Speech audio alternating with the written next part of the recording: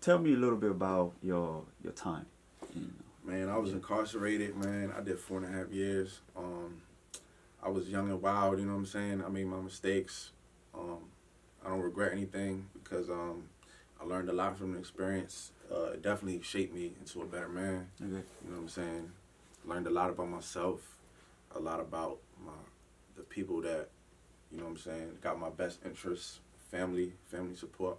Got a strong family support, so they always been there, which mattered the most, you know what I'm saying? But it definitely shaped me into a better man, made me more humble, more motivated, and that's why I think I go even harder with this music stuff. Okay, so would you want to talk about what really happened? I mean, I was incarcerated for armed robbery, conspiracy. You know what I'm saying? I was young and wild doing dumb shit, you know what I mean? But that was the past, just the future. Move forward, man. I'm a better person, you know what I mean? Everybody makes mistakes, so it didn't, like, break me. It just made me even better. Because what I'm trying to understand is, like, is that a true armed robbery or conspiracy, or it's just like those charges, like, you know, yeah, that's what I was charged with. That's what I was charged with, yeah. And I went to trial, too. That's why I got more time because, you know what I mean? Yeah, but it was a hell of an experience, man. I learned a lot. I did a lot, too, and accomplished a lot of things. So did they just give you, like, 4 years just by having a gun? No, they gave me a 15-year sentence. They suspended 7. I had an 8-year sentence. I had to do half of my time before I was eligible for parole. Okay. So I ended up doing 4.5 years out of 8. You know what I mean? Still on probation, parole. I'm good though. I'm staying out of trouble, staying away from, you know what I mean, just the negativity and stuff like that, and just staying focused to music. All right. That's it. As far as the time, like, how did you determine, you know, to shorten the time when you in prison? I mean, it was my first major offense. Oh, okay. So, you know what I'm saying? A lot of the times they show a little bit of leniency depending on the crime and stuff. But me taking it to trial, I got more time because, you know, if you go to trial and you lose, you get more time because they got to spend money. Oh, okay. The court has to spend a lot of money for trial, depending on your case. And if it's a high-profile case, they spend more money on it. So do you have to do any, do you have to go to school or take any special class in jail? I did. I didn't have to, but I did, you know what I'm saying, just to stay sharp and stuff like that. I actually did warehouse distribution. What else did I do? I did office technology. I did so many cognitive programs, man. And you know what I'm saying? A lot of it helped, man. As far as that education is concerned, do you guys, like, connect to an outside university? Or it's like just like more in-house stuff and just learning, you know what I mean? They got a lot of good programs, man. A lot of people think just prison is just all negativity, just niggas locked up. But nah, man, it's positive things you could do, man. And you could actually, you know what I'm saying, influence other inmates as well to be a better person. Yeah, because as far as, you know, the way that I've always looked at it is, like, people always talk about working in the kitchen. Yeah. You know, but you don't hear... That's the average. That's like the average job other than, like, you know what I'm saying, educational-wise. You know what I'm saying? You could work in the kitchen, get a job, stuff like that. Okay. You got to do what you got to do.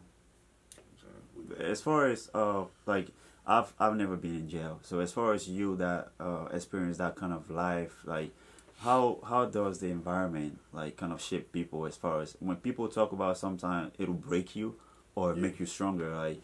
What have you experienced over there that kind of proved that mentality? I mean, I went to prison, so I was, like, really up the road with, like, people that got a lot of time and people that got life and all types of stuff, man.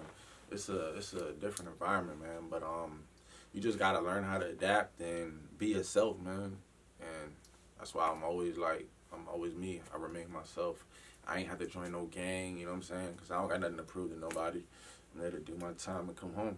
You know I mean, do you have a choice not to join a gang? Yeah, you got a choice, but you got to remain solid and, like, you got to be a stand-up dude. Not everybody is a stand-up dude and strong, you know what I'm saying? So you always going to have your people who you gravitate to and, you know what I mean, talk to on a daily basis and stuff, but you don't have to join a gang. That's not what being incarcerated is about, man. Okay, so how hard was it for you to, after that 4.5 years, to, you know, come back into your regular life?